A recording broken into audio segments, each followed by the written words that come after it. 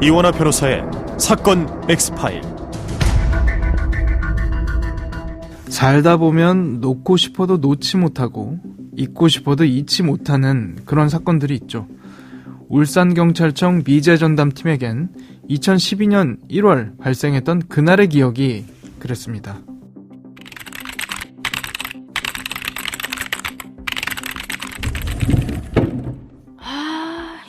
벌써 몇 년째냐. 이 자식 DNA도 있는데 이런 결정적 단서를 가지고 범인을 못 잡는다는 게 잠도 안 온다. 잠도. 그러니까 말입니다.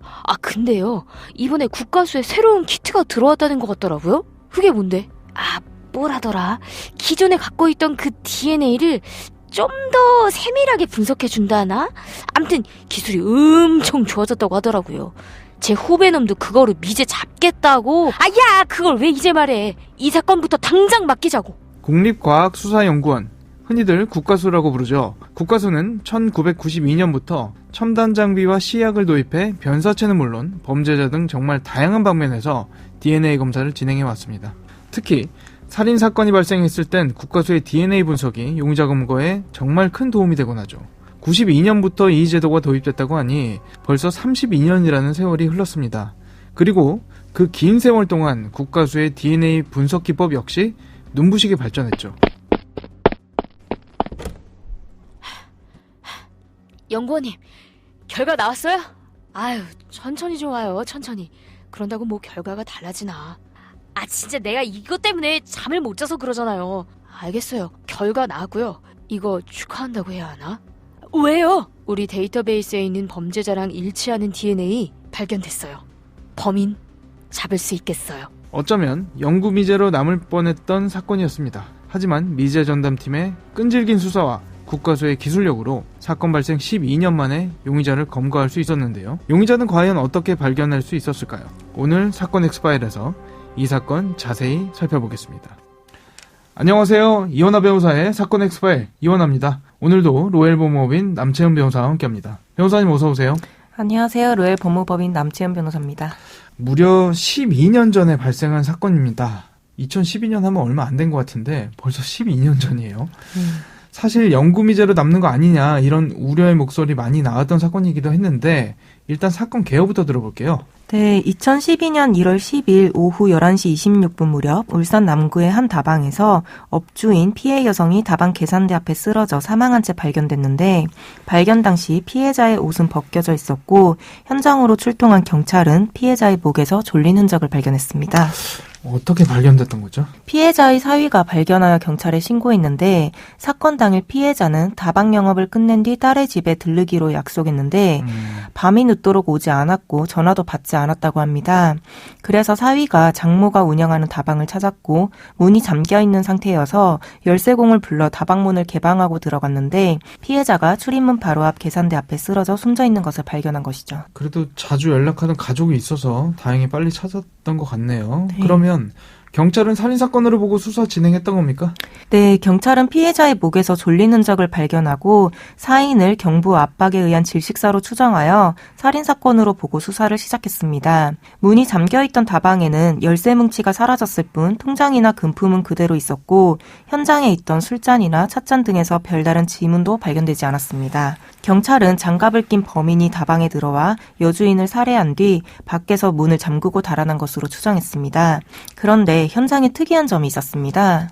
어떤 점이죠? 발견 당시 시신의 몸에는 설탕이 뿌려져 있었는데 범인이 피해자를 살해한 뒤 시신의 옷을 벗기고 주방에 있던 설탕통을 가져와 시신의 몸에 통째로 들이부었다고 합니다.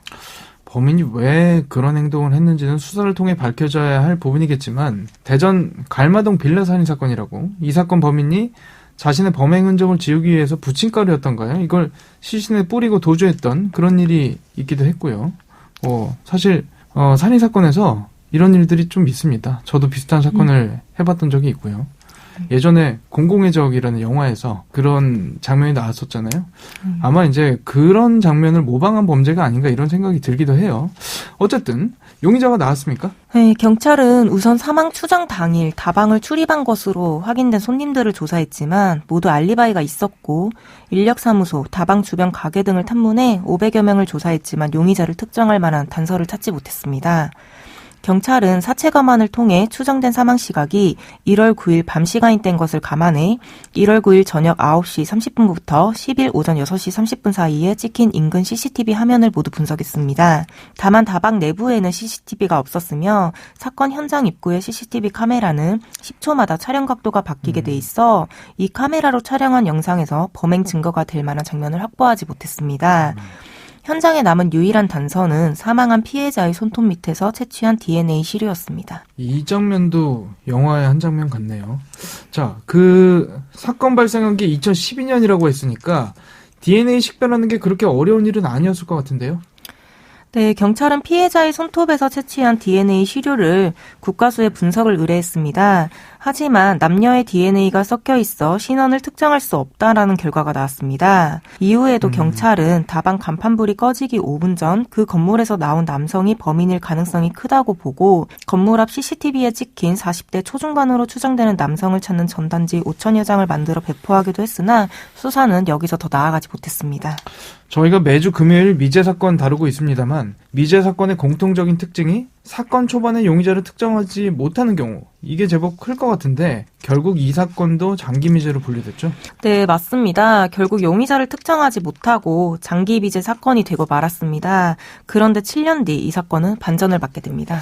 어떤 반전이었죠? 사건을 인계받은 울산경찰청 미제사건 전담 수사팀은 국과수 원주 본원의 미제협력분석실과 수차례 회의를 진행하여 피해자의 손톱에서 확보한 DNA 시료를 재감정하기로 한 겁니다. 수사팀은 국립과학수사연구원에 남아있던 피해자 손톱의 혼합 DNA 샘플 잔량을 확보하여 국과수 본원에서 사건 발생 당시보다 더 발달된 DNA 분석 기술로 재감정을 진행했고 DNA 증폭감식 기술로 2012년 당시 확인하지 못했던 유전자 정보의 인적사항을 확보할 수 있었습니다.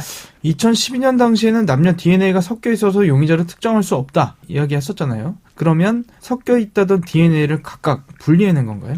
네, 국과수는 2019년 10월 호남 유전자 중 남성 DNA를 분리하는 데 성공했습니다. 심지어 재감정에서 추출된 DNA 정보는 유전자 데이터베이스에 등록된 남성의 것과 동일했습니다. DNA 데이터베이스화가 가능한 범죄가 살인이라든지 성폭행이라든지 몇몇 강력범죄에 한해서만 가능하다고 알고 있거든요. 맞습니까?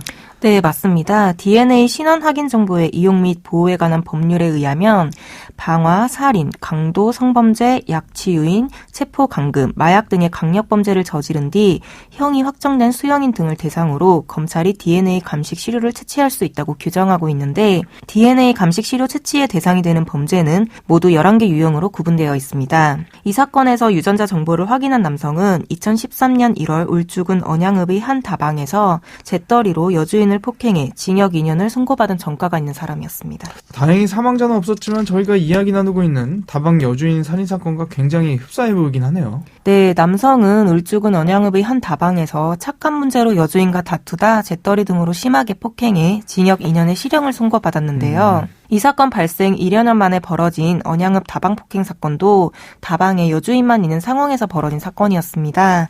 다행히 우연히 다른 손님들이 다방에 들어오면서 남성의 폭행 현장을 목격하고 신고해 경찰에 바로 체포됐다고 합니다. 그러면 DNA도 나왔고 경찰이 바로 체포를 했나요? 경찰이 바로 체포하지는 못했습니다. 왜죠? DNA로 인적사항을 특정했다고 해서 바로 체포가 가능한 것은 아닙니다.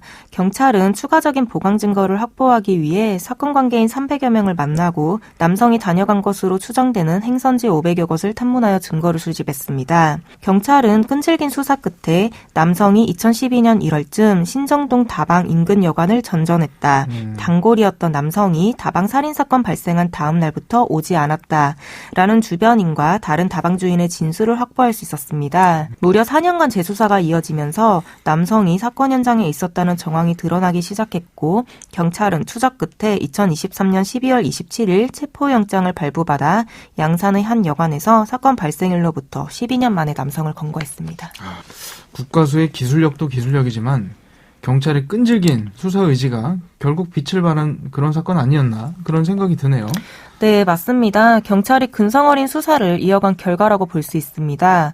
범행 12년 만에 검거된 범인은 범행을 강력히 부인했지만 경찰이 프로파일러 등을 투입해 심리적인 압박과 회유에 들어가자 결국 범행 전부를 자백했습니다. 남성은 2012년 1월 9일 처음으로 사건이 벌어진 다방을 찾았고 이날 밤 9시 27분경 술을 마신 상태에서 다른 손님들이 모두 귀가한 것을 확인한 뒤 다방에 다시 찾았습니다. 그래요? 네, 그리고 술김에 다방 여주인인 피해자에게 성관계를 요구했다가 거부당하자 자신을 경멸하는 것 같다는 모욕감에 화가 나 홧김에 목을 졸라 살해했다는 취지의 진술을 한 것으로 알려졌습니다. 저는 궁금한 게요. 아까도 말씀드렸지만 아까 말한 설탕 뿌린 부분 이거 왜 그랬는지 밝혀졌나요? 네, 남성은 피해자를 살해한 뒤 설탕을 뿌린 이유에 대해서는 설탕을 뿌린 것은 인정하나 그 이유는 모르겠다라고 진술한 것으로 전해졌습니다. 아마 뭐 자신의 DNA라든지 이런 게 혹시라도 남아있을까봐 네. 그러지 않았을까. 범행 현장을 어쨌든 훼손하려는 그런 의도는 있었던 것 같아요. 네. 아무튼 울산지방검찰청은 남성을 살인죄로 기소했고 재판부는 남성에게 징역 25년을 선고하고 10년간 위치추적 전자장치 부착을 명령했습니다. 재판부는 피고인은 손님에게 친절했을 뿐인 피해자를 살해하고 인간의 존엄성을 무시하는 행위를 했다며 유족들은 영문도 모른 채 12년간 슬픔의 시간을 보냈다. 다만 계획적 범죄는 아닌 것으로 보이는 점, 늦게나마 자백한 점 등을 참작했다라며 선고 이유를 밝혔습니다. 그런데 범행 현장의 DNA를 데이터베이스화한 이 대목이요. 여기 등록할 수 있는 범죄 유형을 좀 더 넓힐 수는 없나? 이런 생각도 드는 것 같습니다. 법 개정이 필요한 부분이죠. 네, 현재는 11개 유형의 강력범죄만을 대상으로 DNA를 채취할 수 있도록 규정하고 있어 범죄 유형을 넓히기 위해서는 법 개정이 필요합니다.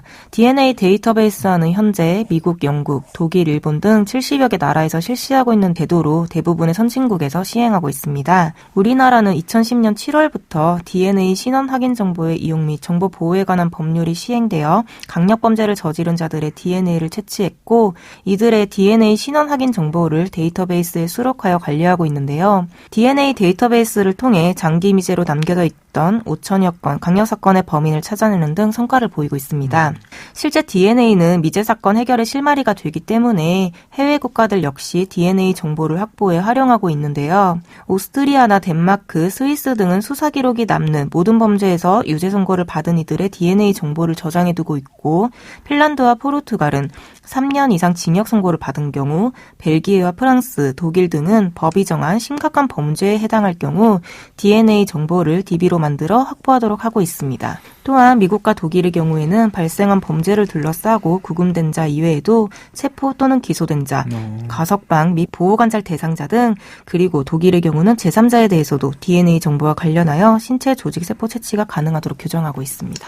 이게 왜 그러냐면 지금 이 사건도 그렇지만 강력범죄가 반드시 처음부터 강력범죄로 시작이 되는 건 아니고 다른 뭐 폭력범죄라든지 이런 것들이 누적이 되면서 반복되다가 나중에 종국적으로 강력범죄로 발현이 되는 경우가 많거든요. 그렇다면은 초기부터 좀 관리를 해야 될 필요가 있는 거 아닌가 네. 이런 생각이 듭니다. 사건 엑스파일 오늘은 2012년 울산에서 발생한 다방 여주인 살인 사건 살펴봤습니다. 국가수의 DNA 분석 기법이 나날이 발전하면서요. 사건 당시만 해도 불가능했던 범인 특정이 이젠 하나둘 가능해지는 상황입니다. 그동안 용의자를 특정 못해 장기 미제로 남아야만 했던 다른 사건들 역시 이 사건과 같은 결말 맺기 바라는 마음입니다. 저희가 준비한 내용은 여기까지입니다. 끝곡으로 악동뮤지션의 밤 끝없는 밤 들려드리면서 이 시간 마치겠습니다. 여러분은 모두 변호받아 마땅한 사람들입니다. 사건 엑스파일 여러분 고맙습니다.